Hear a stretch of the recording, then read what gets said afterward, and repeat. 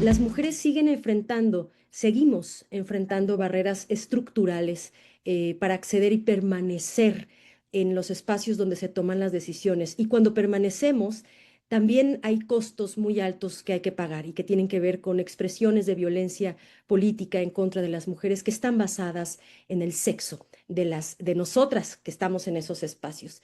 Doctora Alejandra, ¿cómo describiría usted hoy la magnitud de la desigualdad entre mujeres y hombres en el acceso a estos espacios de decisión y por qué es urgente avanzar en una redistribución simétrica del poder en la vida pública y en el Estado?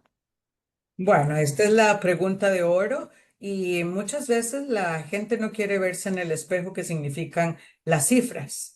Cuando nosotras tenemos, y ahora que mencionaste fuera de cámaras el tema de las alcaldías, Ujú. donde las mujeres tenemos el gran liderazgo, somos las que sostenemos las comunidades, pero solo el 15% de las mujeres pueden llegar a tener el gran poder de esa gobernanza local. O cuando llegamos y nos llaman para representar en los ministerios, tener una voz de poder, de ejercicio de poder, y solamente el 28% de las mujeres puede estar ahí. Es decir, lo que es clarísimo, que la América y en general el mundo, el poder está asociado a lo masculino, no solamente en representación de los hombres, sino también en términos de los símbolos y los ritos asociados al poder. Y que cuando las feministas históricamente hicieron del poder el tema para la conversación, para decir por qué hay una enorme discriminación entre hombres y mujeres y que pasa en todos los ámbitos, en el espacio lo social, en la familia, en lo económico, pero por supuesto que en lo político es lo central. El poder es la gran discusión y la distribución de ese poder es entonces un tema realmente de democracia, de calidad de la democracia. eh, y es un tema en este momento que tiene un desequilibrio que no es casualidad, sino que es un reflejo de las estructuras históricas que le han negado a las mujeres los derechos. ¿Cuánto luchamos, Naima, por el derecho a votar? Y Ujú. terminamos votando por los hombres. Lo logramos y resulta que se nos pierden ese derecho votando por los hombres y no hemos podido realmente llegar a los espacios de toma de decisión para gobernar, para transformar. Así es que lo que estamos hablando de fondo es que paridad es un derecho político largamente postergado y que hoy estamos colocándolo en el centro de la reflexión como derecho político y como un tema de democracia, y eso es muy Y desde la CIM de importante. la OEA se ha construido y ya recientemente presentado la Ley Modelo Interamericana de Paridad entre Mujeres y Hombres en el Estado y en la vida pública, política y pública. Recuerdo también que la CIM de la OEA impulsó la creación de la Ley Modelo en materia de violencia política, que ha sido una herramienta valiosísima para muchas de nosotras que impulsamos medidas en órganos electorales. En mi caso, ese fue un mecanismo en el sur de México, en Oaxaca. Y yo quisiera consultarle, doctora, ¿qué motivaciones estratégicas y qué factores políticos permitieron que la CIM de la OEA, que la Comisión Interamericana de Mujeres de la OEA, impulsara la construcción de esta ley modelo de paridad como una herramienta regional para avanzar en la igualdad política en este momento? Bueno, me encanta todo lo que has mencionado. Déjame retomar el tema de estudiar por cuáles agendas están votando las mujeres. Eso va a ser fundamental para Ujú. la democracia, para el diseño de las campañas, para los partidos políticos. Lo que hemos venido señalando es que las mujeres sí están colocando agendas transformadoras, y la gente está pidiendo eso. Ahí hay un elemento diferenciador bien estratégico que cuando nosotras hacemos estos talleres que hacemos con las mujeres candidatas, hablamos mucho de esto, pero saber por quién estamos votando y cuál es esa agenda. Hay algunas referencias, nosotras hemos intentado ver algo sobre esto y hay algunas referencias en Europa y hay que hacerlo en América Latina, así es que encantadísima de retomar Sí, esto. Mire, cuando la CIM coloca esto es porque tiene 97 años de historia en esta región. Es el primer órgano político intergubernamental y nace de los derechos políticos y ha seguido colocando esto como un tema absolutamente central a todo lo que son los derechos de las mujeres. Y en realidad se propone esta ley porque las resistencias persisten, porque no son menores, porque están directamente vinculadas a la distribución del poder y porque además sabemos y tenemos la garantía de que cuando las mujeres llegamos a los espacios de decisión, se reordenan otras prioridades. ¿Quiénes son las que llevamos las agendas de lo social, de la desigualdad, de la discriminación? Somos las mujeres. Si no estuviéramos ahí, estas agendas no están en los parlamentos, no están en las políticas estratégicas de los estados. De manera que para llegar hay que cambiar las estructuras. Y por eso hemos creído, y esto es un elemento simbólico para la Organización de Estados Americanos en general, de que el derecho es una herramienta poderosa de transformación. Y es una herramienta política. Desde ahí hemos visto la necesidad de colocar en estas leyes modelos los derechos de las mujeres y de los hombres y de fortalecer la democracia representativa. Entonces, bueno, ¿qué es lo que hacemos? Una ley modelo es una herramienta técnica y política. Es técnica porque lo que hacemos, Naima, es recoger las mejores prácticas de la región. ¿Dónde está la jurisprudencia? ¿Qué se han dicho? ¿Cuáles son los mecanismos concretos? Porque aquí no estamos hablando de un modelito sentada hecha en Washington en una sillita abstraída de la realidad. Vamos y estudiamos lo que está haciendo nuestra América. El concepto de paridad surge en Europa, pero quien le da vida, quien la potencia, quien le genera los mecanismos para la implementación ha sido esta América. Es América quien ha logrado colocar a la paridad como el instrumento más importante movilizador de los derechos políticos de las mujeres. Y entonces lo que hacemos es recoger los estándares que tienen hechos los países, entender qué están haciendo los países, dónde están colocados los elementos más importantes. En esta región, nosotras, lo que hemos venido conversando es cómo dialogar esto además con algunos instrumentos que se han venido generando. La resolución, por ejemplo, 40 del Comité de la CEDAW sobre la paridad nos da enormes elementos. Y entonces puedo decirte, además, completando lo que señalaste, que este instrumento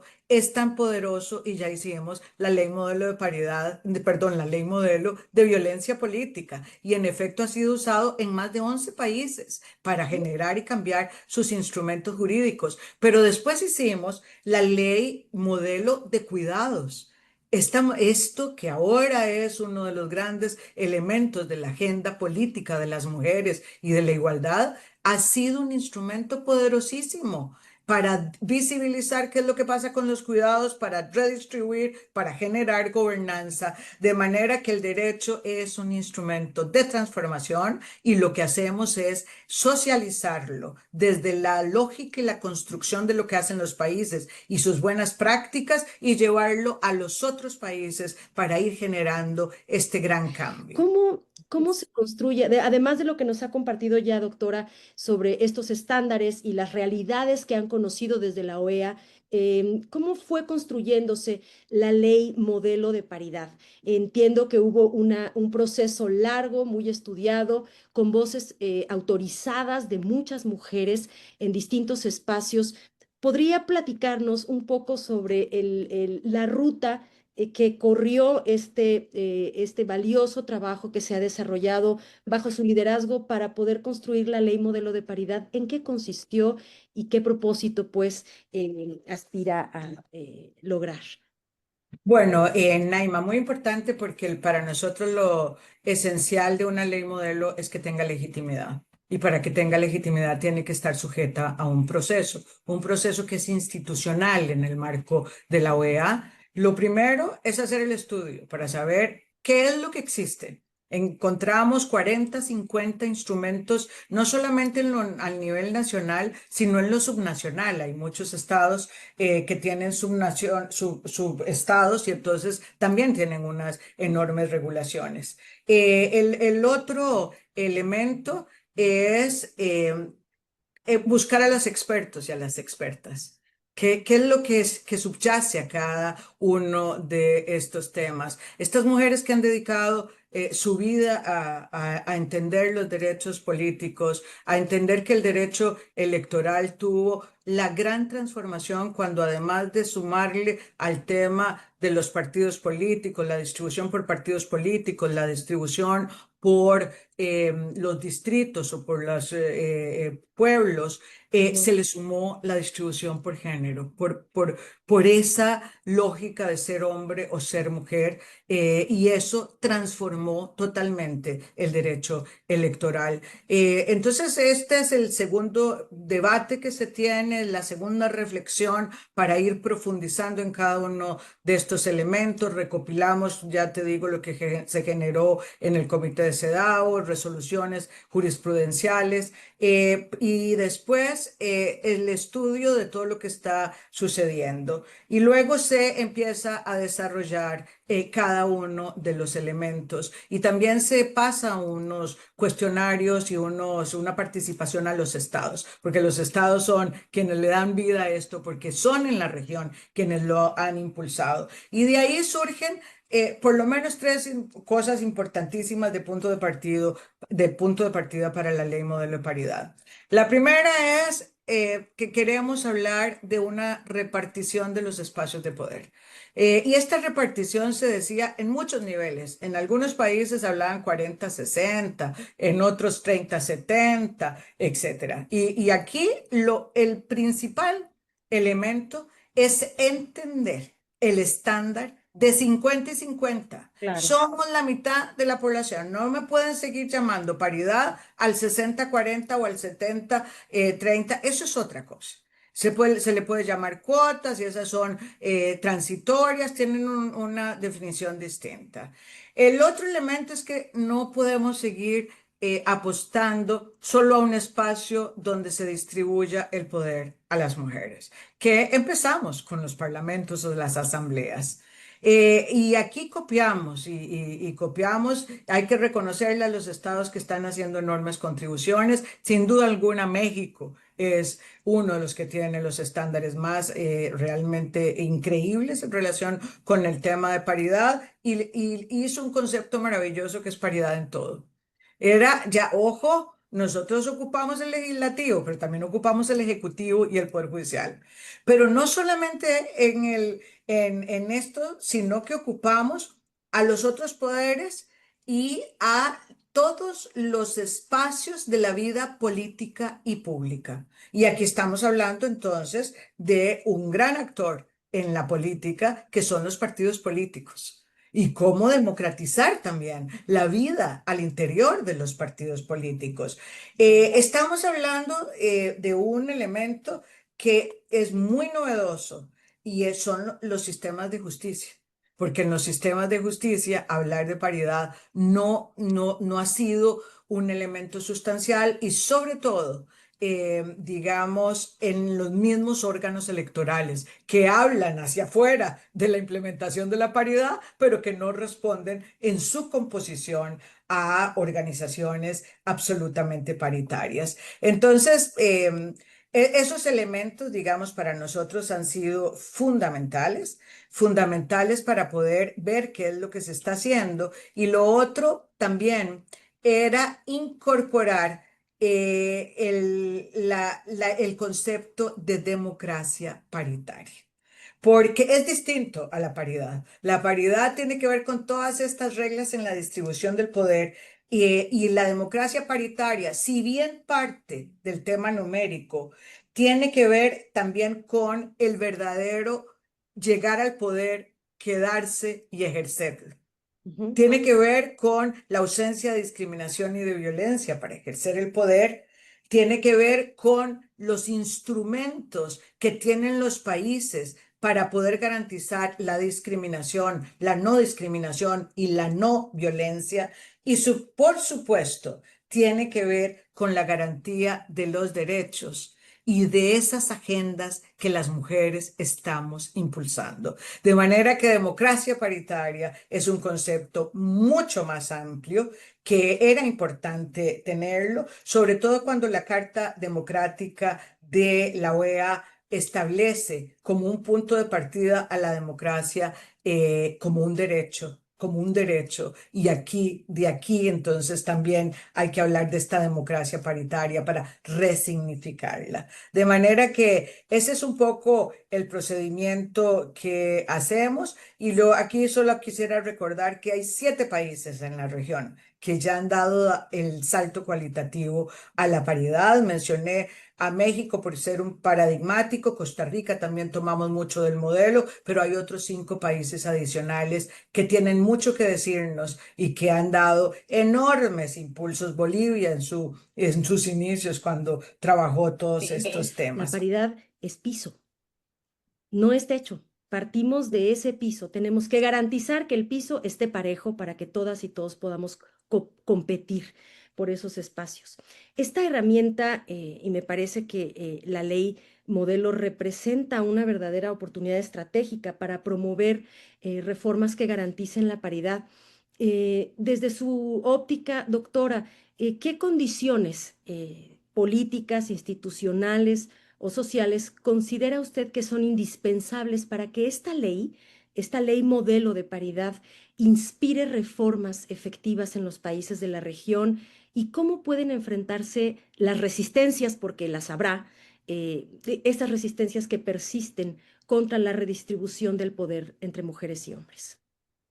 Bueno, lo primero que te diría es que existe una recuperación de muchos de los elementos que están en el instrumento. Sin duda alguna, lo que mencionas de las mujeres afrodescendientes, indígenas, rurales, hay una norma que claramente señala la importancia de entender esto para poder señalar, para poder profundizar en la paridad, pero también señala a las mujeres que han sido las grandes defensoras de estos temas y que por eso sufren violencia política para declararlas como defensoras de los derechos políticos y darles fueros de protección particular. Pero también hablamos de todos los mecanismos de encabezamiento, los mecanismos de sanciones, los mecanismos de las listas trenzadas, es decir, todo esto que ha venido surgiendo y que son lo que le da vida y lo que sostiene a la paridad.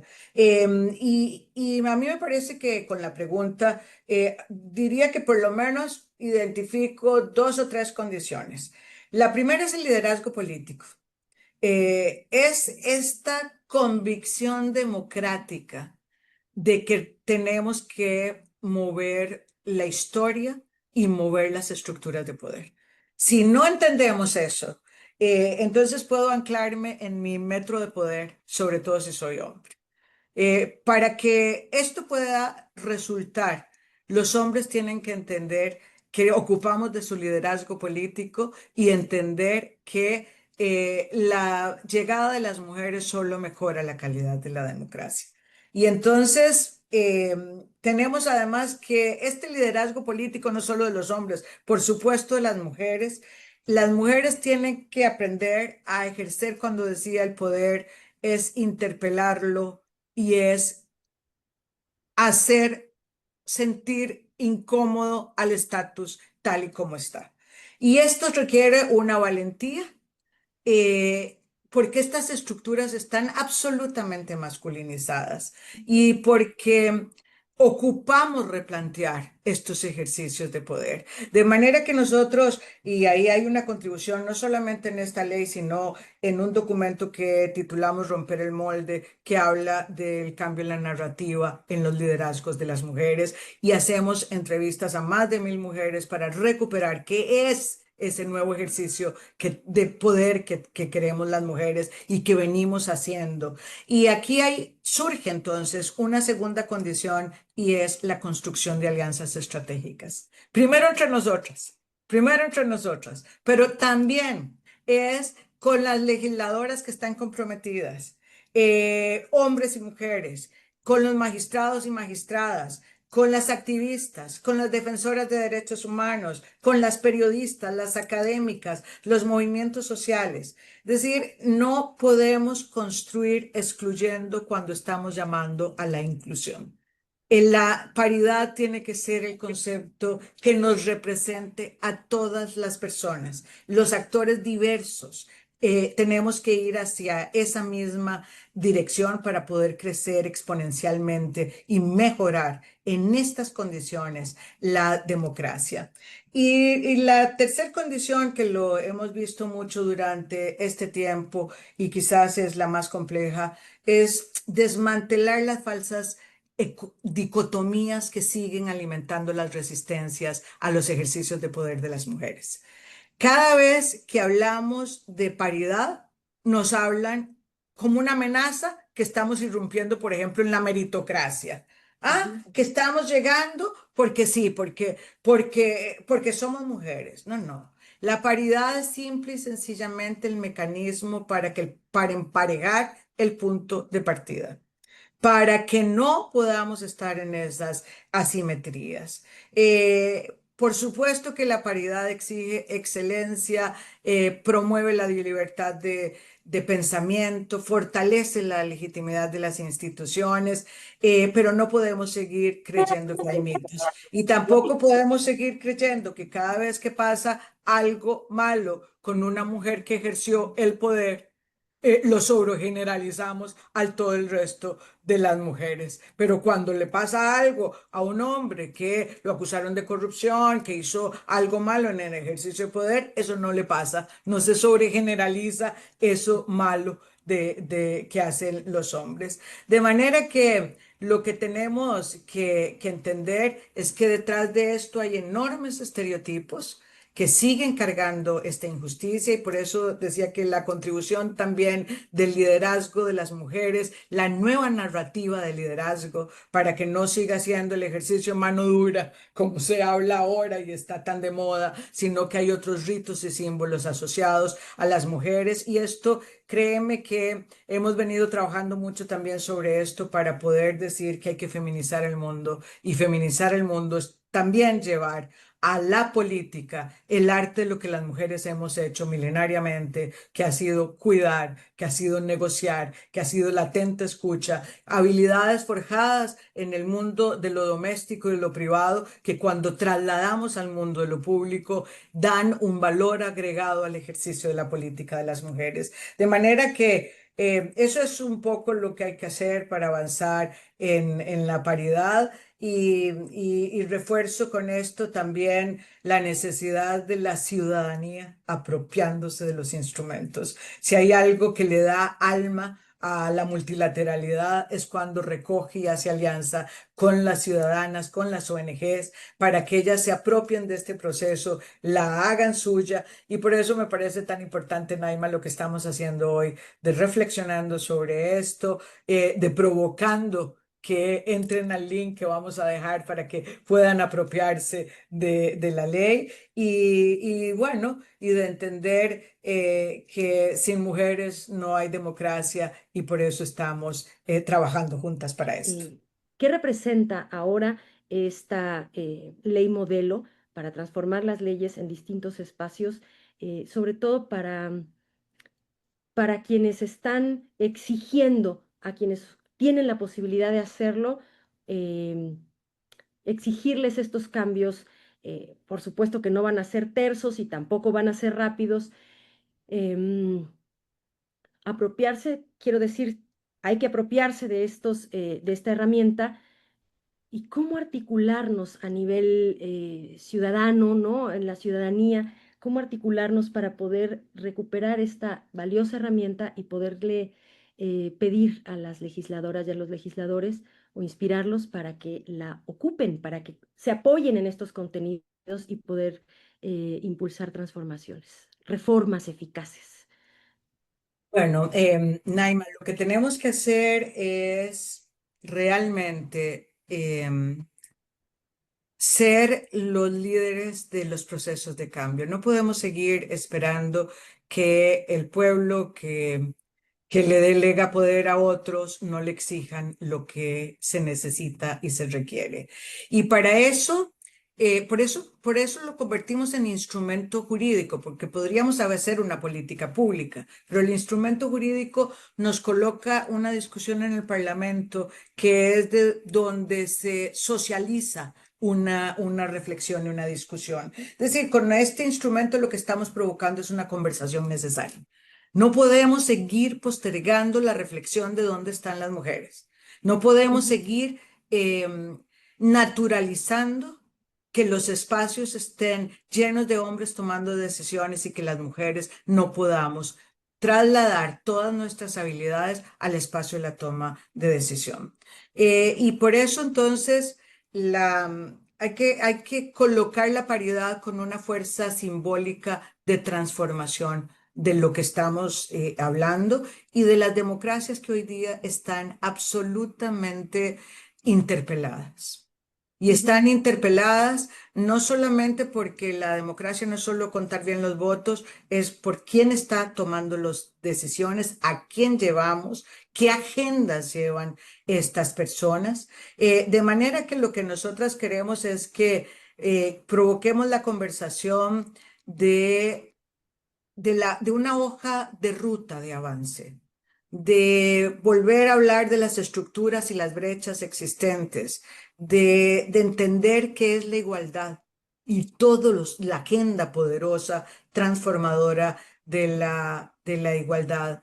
De que esta ley modelo ofrece una hoja de ruta, realmente una hoja de ruta de la que se requiere apropiar no solo la sociedad civil, que sí es muy poderosa, sino también las periodistas, las que están generando opinión pública, las personas que están haciendo y educando a a la ciudadanía, los legisladores, por supuesto.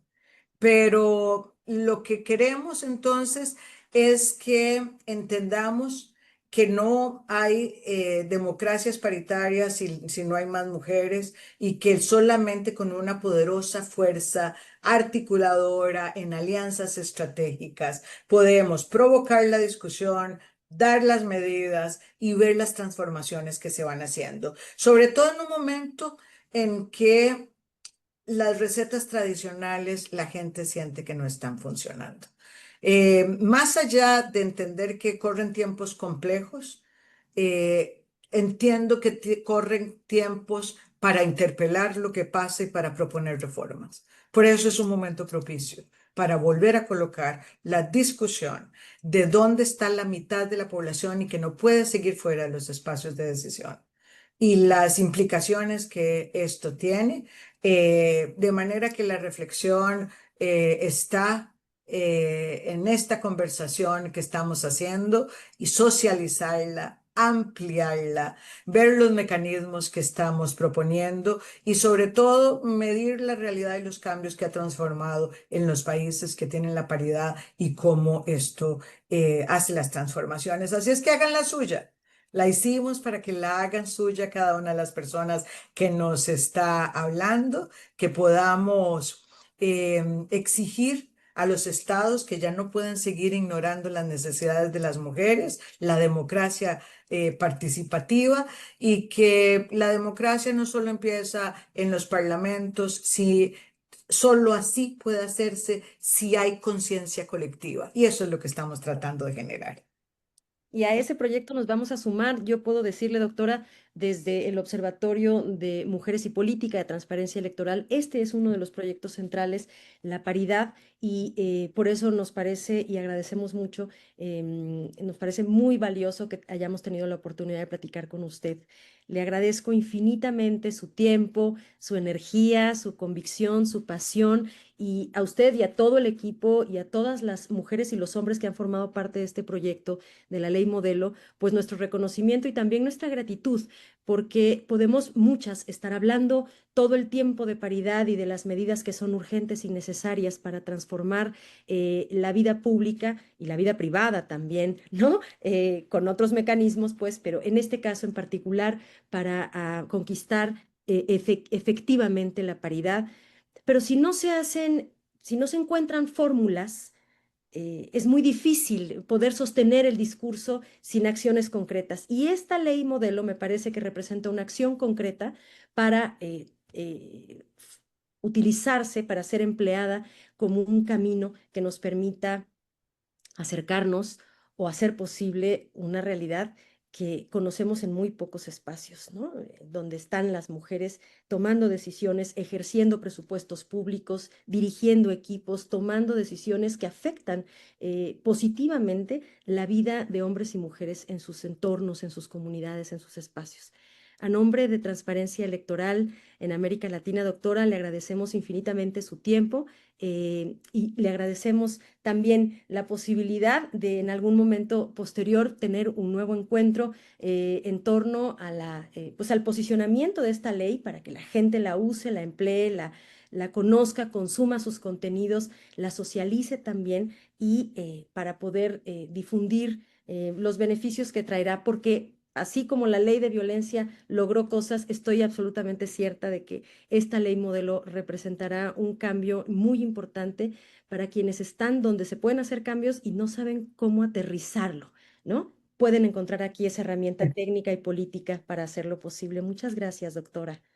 Gracias, gracias a Naima y gracias a Transparencia Electoral. Te tomo la palabra porque hay que bajar la ley para explicar cada uno de los elementos novedosos que tiene, que son muchísimos. Hoy queríamos hacer más una reflexión política del momento de la necesidad. Mil gracias y un abrazo a todas las personas. Gracias, doctora, y hasta pronto. Muy buenas tardes.